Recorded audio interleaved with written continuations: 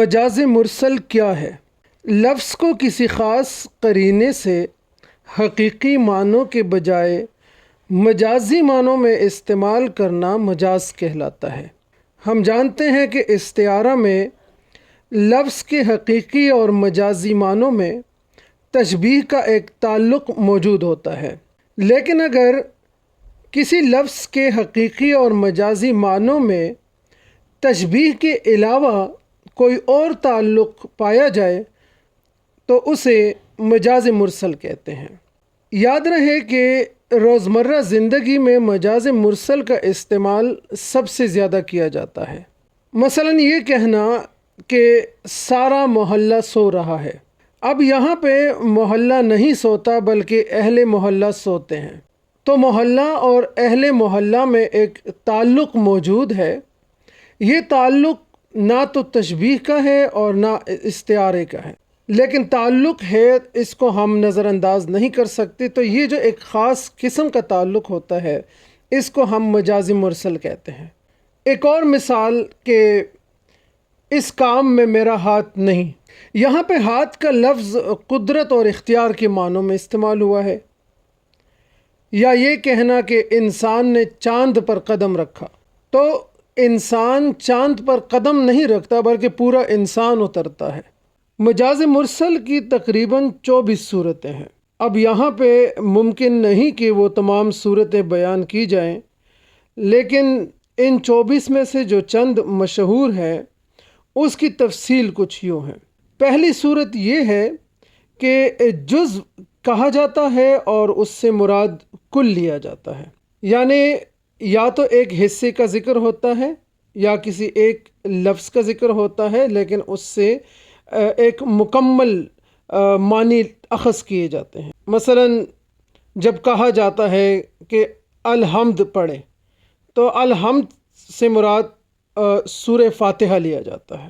میر کا ایک شعر ہے، جس سر کو غرور آج ہے یا تاج وری کا، کل اس پہ یہی شور ہے پھر نوحہ گری کا۔ اب اس شعر میں سر جزو ہے لیکن اس سے پورا انسان مراد لیا جاتا ہے۔ اسی طرح ایک صورت اس کے الٹ ہے، یعنی کل کہا جاتا ہے اور اس سے جزو مراد لیا جاتا ہے۔ کوئی کہتا ہے کہ میں نے اپنے ہاتھوں سے پھول توڑا، تو ہاتھ ایک کل ہے جبکہ پھول انگلیوں سے توڑا جاتا ہے۔ ایک بڑا مشہور شعر ہے، اور بازار سے لے آئیں اگر ٹوٹ گیا، جام جم سے تو میرا جام سفال اچھا ہے۔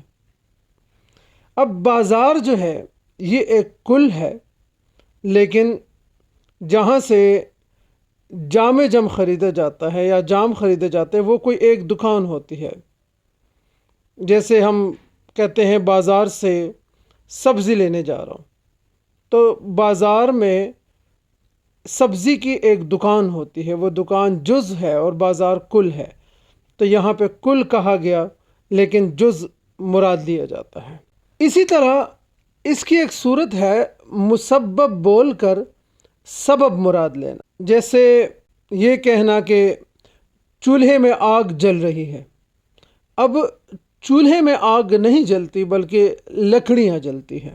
اب اگر دیکھیں تو آگ میں اور لکڑیوں میں ایک تعلق موجود ہے جو تشبیہ اور استعارے کا نہیں ہے، لیکن ایک خاص تعلق موجود ہے، اس لیے اس تعلق کو ہم مجاز مرسل کہتے ہیں۔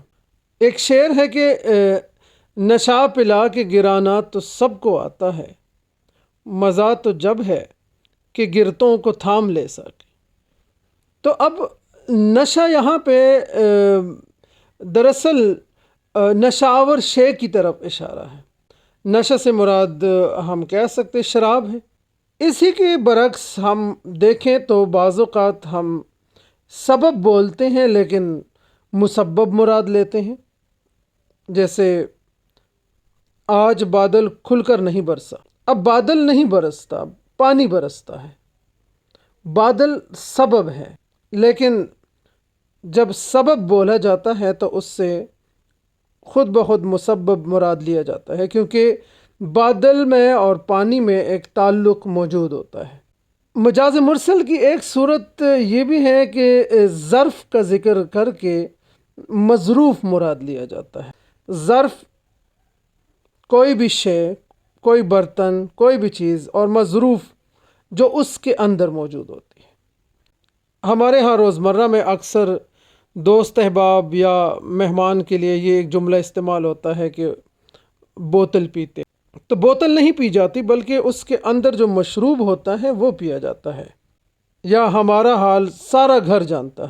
اب یہاں پہ گھر سے مراد جو ہے وہ گھر کے لوگ ہیں، تو گھر اگر ظرف ہے تو اس سے ہم نے مظروف مراد لیا، یعنی گھر والے۔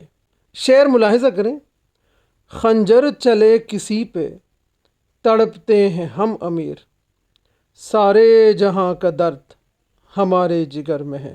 اب جہاں جو ہے یہ ایک ظرف، یہاں پہ ظرف کا ذکر ہوا ہے، لیکن اس سے مراد اہل جہاں ہے، جہان والے، دنیا میں رہنے والے لوگ۔ اسی کے اب اگلی صورت، اسی کے الٹ ہم دیکھتے ہیں کہ مظروف بولا جاتا ہے لیکن ظرف مراد لیا جاتا ہے۔ جیسے ماں اپنے بچے کو کہے کہ جا کر سالن ڈھانپ دو۔